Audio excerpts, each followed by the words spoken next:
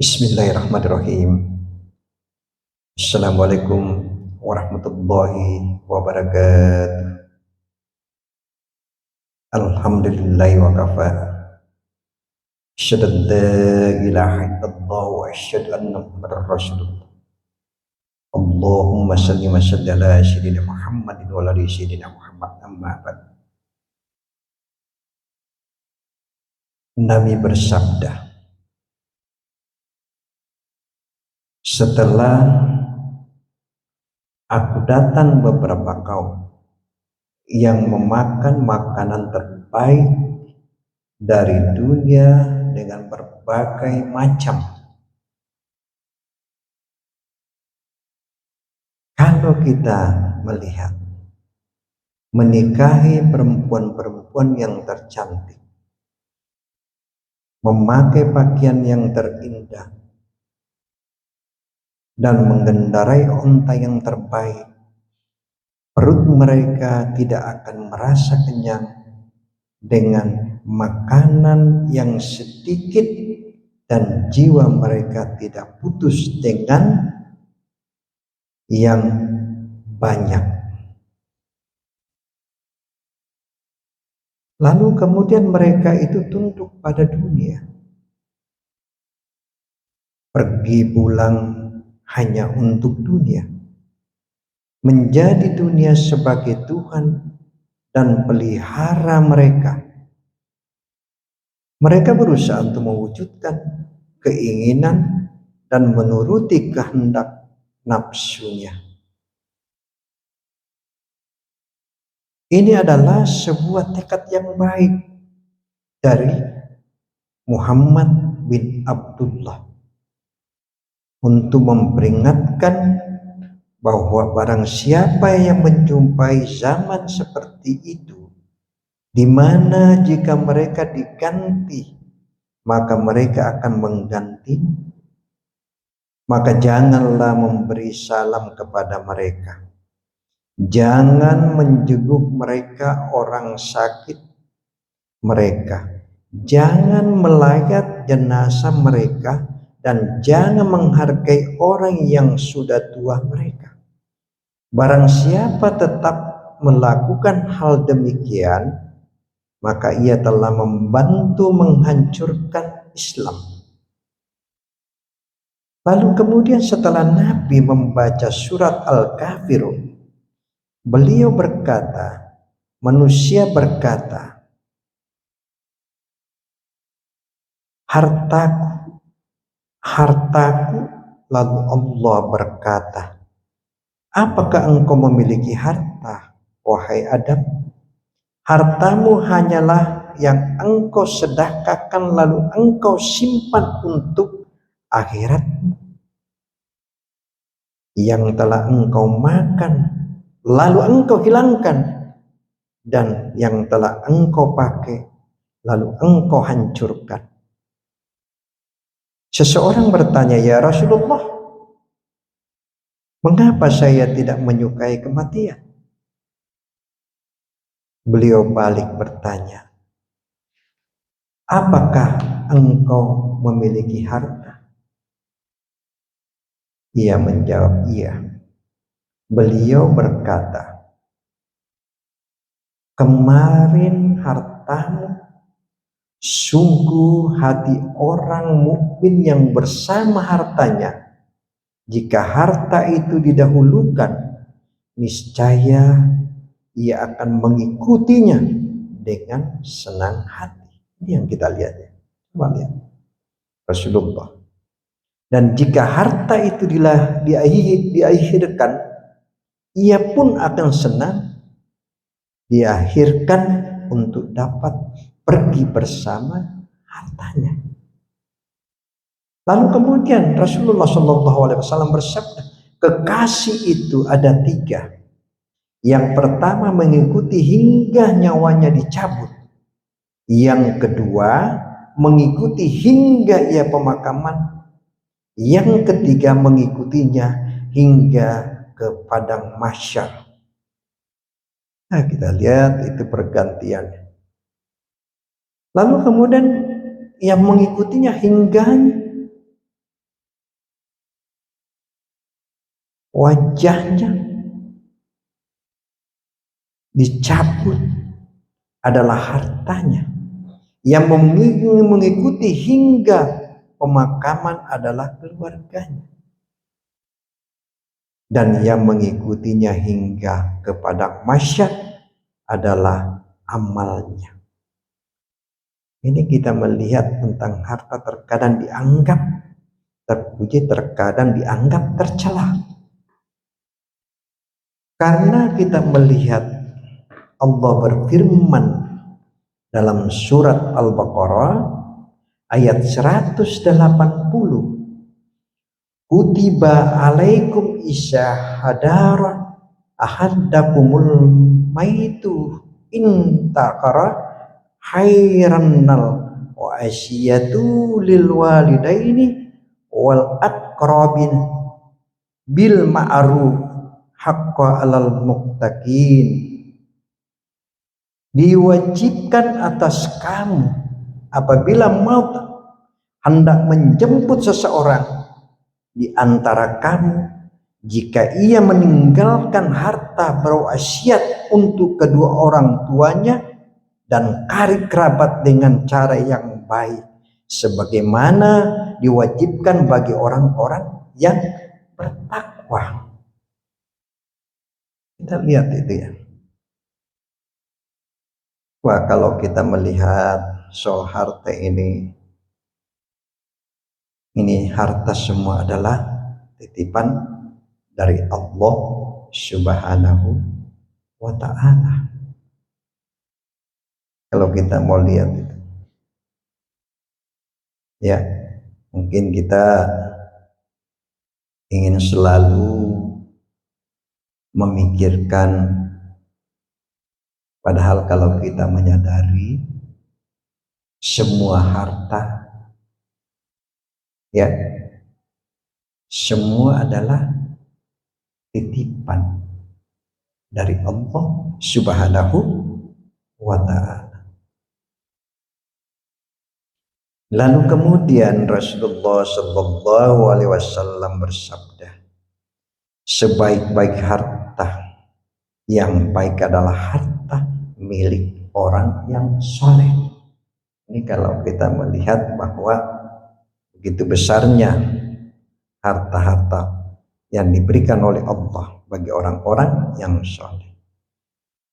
Setiap dalil yang berkaitan dengan pahala sedekah dan haji adalah pujian bagi harta. Kita melihat, ketahuilah bahwa tujuan dari pakaian, kemuliaan adalah kebahagiaan yang kekal. Harta hanya sebagai sarana untuk menggapainya. Terkadang harta itu dapat menjadi bekal untuk mempertebal ketakwaan dengan beribadah, dan terkadang dengan menginfakkan di jalan akhirat. Lalu kemudian barang siapa mempergunakan harta hanya untuk bermewah-mewahan ataupun dijadikan sebagai media untuk melakukan perbuatan maksiat dan syahwatnya, maka harta itu menjadi tercela di tangan orang yang memegangnya. Dan kita ketahuilah, harta itu dilaksanakan seekor ular yang mengandung racun dan obat-obatnya bermanfaat untuknya. Sedangkan racun yang menjadi bahaya baginya, barang siapa yang mengetahui dunia harta dan mampu menjaga dirinya dari racun serta sanggup memanfaatkan kandungan obat, maka ia menjadi harta yang terpuji. Ini kalau kita melihat diberikan harta oleh Allah Subhanahu wa ta'ala. Karena yang namanya rezeki diberikan oleh Allah itu yang saya katakan tadi, mulai yang namanya pangkat, jabatan, semua hanya sekedar titipan dari Allah Subhanahu wa ta'ala. Yang saya katakan tadi. Makanya kalau kita melihat di dalam surat Surat Al-Munafikun ayat 9. Allah juga berfirman, ya ayyuhalladzina amanu la tulhikum amwalakum wala auladukum an zikrillah wa may yaf'al salika faulaika humul hasyirun. Coba lihat itu. Wahai orang-orang yang beriman, jagalah harta, bendamu dan anak-anakmu, melainkan kamu dari mengingat Allah. Dan barang siapa berbuat demikian, maka mereka itulah orang-orang yang merugi. Ini perlu kita cermati semua, bahwa harta itu apalagi bisa juga tercelah, apalagi kalau kita sangat kikir terhadap orang, lalu kemudian kita tidak menyumbangkan. Ya, perlu kita harus mengingat semua itu. Karena takutnya nanti bahwa bisa timbul suatu kekafiran. Ini adalah suatu kondisi yang tak terpuji, ya. Tapi namun dengan syarat, ya, sekiranya orang-orang fakir itu tidak tamak terhadap harta yang dimiliki orang lain. Ini yang kita lihat kadang-kadang. Kondisi tidak dapat terwujud kecuali hanya dengan sikap qanaah, menerima secara dengan ikhlas. Ya, itu kita akan kembali lagi. Akan makanan, minuman, dan pakaian yang diperoleh sesuai dengan kebutuhannya saja.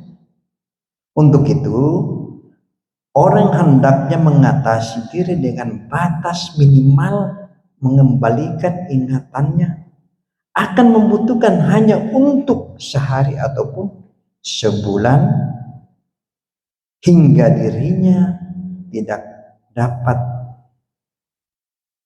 sombong dan mampu bersabar menghadapi tantangan. Jika tidak, maka ia akan jadi tamak, tak henti-hentinya dia berharap untuk menghinakan demi meraih kekayaan. Kalau orang kadang-kadang cinta-cinta yang namanya harta, ya kita semuanya akan ingin yang namanya harta. Semua orang yang ingin yang namanya harta. Tapi harta yang diberikan oleh Allah, kita salurkanlah. Ya, kita berbanyak bersedekah. Yang saya katakan tadi. Karena Nabi bersabda, Roh Al-Qudus telah membisik hatiku bahwa manusia itu tidak akan pernah mati hingga rezekinya sempurna. Maka bertakwalah pada Allah, perbaikilah permintaan.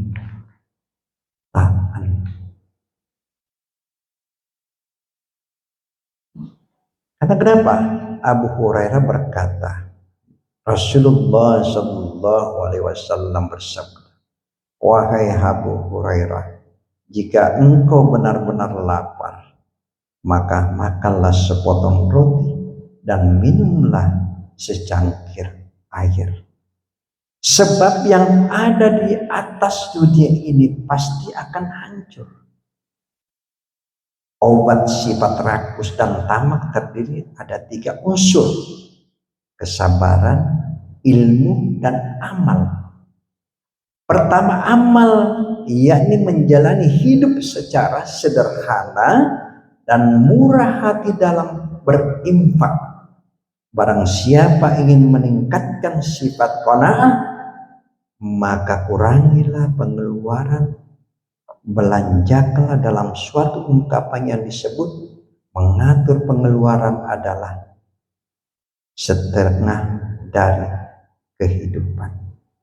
Lalu yang kedua, kurangi angan-angan kosong untuk masa akan datang, sehingga jika kondisi diangankan tidak terwujud atau tidak terwujud, ia tidak akan tergoncang. Yang ketiga, yang terakhir, mengetahui kemuliaan yang terkandung dalam sifat qanaah berhenti dari selalu meminta-minta dan merendahkan sifat tamak. Dengan begitu ia akan terbatas dari sifat-sifat rakus dan tamak. Ya kan? Karena kalau kita melihat kalau seperti keistimewaannya orang-orang Darman berbeda. Ketahuilah bahwa jika kamu tidak memiliki harta maka sikapmu dengan qanaah. Sedangkan jika kamu memilikinya maka sikapilah dengan mendahulukan orang lain. Karena orang dermawan itu tidak pelit kok. Karena Rasulullah sendiri mengatakan sifat dermawan adalah salah satu pohon dari pohon surga yang dahannya terjuntai hingga ke tanah. Coba itu. Barang siapa yang mengambil sehelai dahannya, maka dahannya akan menuntungnya ke surga. Wah, kalau kita berpikir, makanya jangan pelit. Kalau orang yang kikir, pelit, kadang-kadang orang seperti itu. Banyak orang yang berpikir bahwa pelitnya, bayangkan saja Pak, ya, kita ini berteman yang ada di depan saya ini, kita kan tidak tahu yang mana pelit, yang mana kikir, yang mana yang baik, yang mana dermawan. Kita nggak tahu, ya kan? Itu ya intinya. Karena kalau kita melihat apa sih yang tidak berakhir dalam kehidupan ini, ya kan? Semua akan berakhir. Karena semua yang rezeki diberikan oleh Allah kepada kita itulah cuma sekedar titipan. Tetapi rezeki itu dimanfaatkan agar supaya bisa membawa kita ke akhirat nanti. Dan itulah yang bisa menemani kita kalau kita belanjakan di jalan Allah atau kita membantu kepada orang tidak mampu, utamanya kepada anak yatim, pondok pesantren. Di sana kan banyak mereka-mereka yang di daerah terpencil, ya. Kenapa kita tidak mau belanjakan harta itu di jalan Allah Subhanahu wa ta'ala? Rasulullah Shallallahu Alaihi Wasallam bersabda, sesungguhnya agama inilah adalah agama saya relakan untuk diriku, dan tidak ada yang mampu memperbaikinya kecuali sifat dermawan dan budi pekerti yang luhur. Ya? Dalam sebuah riwayat disebutkan, muliakanlah agamamu dengan dua sifat itu yang ada padamu. Ya. Lalu kemudian Rasulullah Shallallahu Alaihi Wasallam, Allah tidak menjadikan para walinya kecuali berwatak dermawan dan berbudi pekerti yang mulia. Dari Jabir mengatakan Rasulullah Shallallahu Alaihi Wasallam pernah ditanya amalan apa yang paling utama beliau menjawab sabar dan toleransi.